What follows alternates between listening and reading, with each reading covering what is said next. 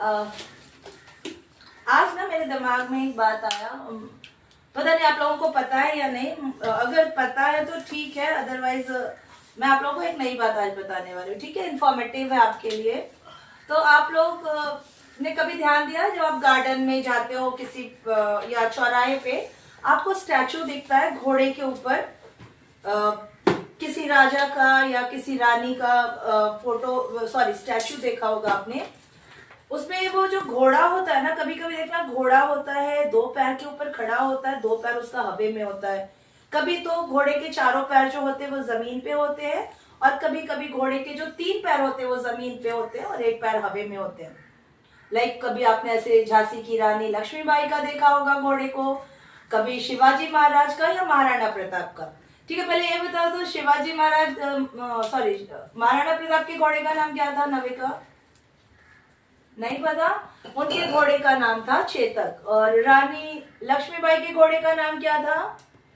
नहीं पता? बादल था उनके घोड़े का नाम।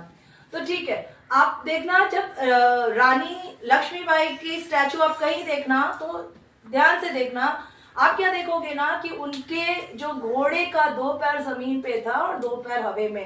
दैट मीन्स ऐसा आप कहीं पे स्टैचू देखते हो ना, इसका मतलब उस राजा या रानी जो मतलब जो भी थे वो बहुत ही ब्रेव थे, और उनकी मौत जो होती है ना रणभूमि में यानी युद्ध के मैदान में ही होती है। वो वहीं लड़ते हुए, कोई भी लड़ाई उन्होंने लड़ी होगी, वो लड़ते हुए युद्ध भूमि में ही वीर गति को प्राप्त होते हैं।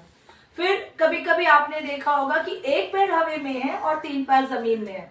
दैट मीन्स उस राजा ने भी या उस रानी ने भी लड़ाई लड़ी होगी, लेकिन उनकी मौत जो होती है वो वीर गति को प्राप्त होते हैं, वो लड़ाई के मैदान में नहीं होती। वो घायल होते हैं उस युद्ध में, और इलाज के दौरान वो मरते हैं बाद में या कहीं और जाके, मतलब वो वहीं के वहीं नहीं उनकी मौत होती है। और कभी कभी देखा होगा कि घोड़े के जो पैर होते चारों पैर जमीन में होते, इसका मतलब कि वो राजा और रानी भी बहुत ब्रेव ही होते हैं, लेकिन उनकी मौत जो होती है वो नेचुरल डेथ से होती है। मतलब वो किसी लड़ाई में नहीं मारे जाते हैं, वो अपनी नेचुरल डेथ होती है। तो ये बहुत ही इंफॉर्मेटिव चीज है जो भी मैंने आपको बताई।